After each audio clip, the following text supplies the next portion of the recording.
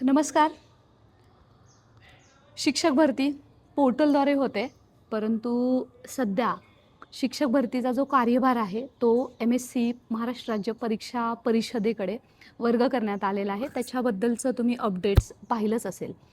मित्रांनो, ही शिक्षक भरती जेव्हा परीक्षा परिषदेने घेतली जाणार आहे, तेव्हा त्याच्यामध्ये कोणते बदल असतील आणि टेट शिक्षक भरती 2025 ही परीक्षा परिषदेनंच जरी आयोजित केली होती, तरीसुद्धा ही IBPS पॅटर्ननी आयोजित केली होती आणि यांच्याकडे आपण मागणी केली होती की रिस्पॉन्स शीट उमेदवारांची देण्यात यावी आणि सोबतच निकाल सुद्धा जे काही घोळ होता, डबल नावाची एंट्री होती, सिंगल नावाने जे काही अलाव केलं होतं ते करण्यात यावं. त्या पद्धतीने परीक्षा परिषदेनं आजच परीक्षा परिषदेचे आयुक्त मॅडम आहेत, ओक मॅडम यांची भेट झाली आणि त्यांनी याच्या संदर्भात सविस्तर चर्चा केली आणि त्यांनी ज्या मागण्या केल्या होत्या आपण शिवनिटी फाउंडेशनच्या माध्यमातून, त्यांनी सांगितलं की त्याच्या पद्धतीने आम्ही तुमच्या पूर्ण करण्याचा प्रयत्न करत आहोत.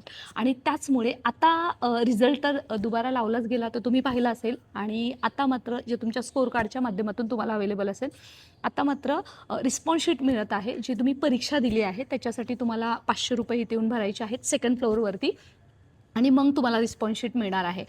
सोबतच जो शिक्षक भरतीचा जो कार्यभार आहे तो परीक्षा परिषदेकडे आला आहे का याच्या संदर्भात मी आणि आपले मोरे सर आहेत, आम्ही शिवनिटी फाउंडेशनच्या माध्यमातून दोघांनी भेट घेतली आणि घेतल्यावरती मॅडमनी जी काही चर्चा केलेली आहे त्याच्या संदर्भातलं थोडक्यात तुम्हाला यामध्ये सांगते.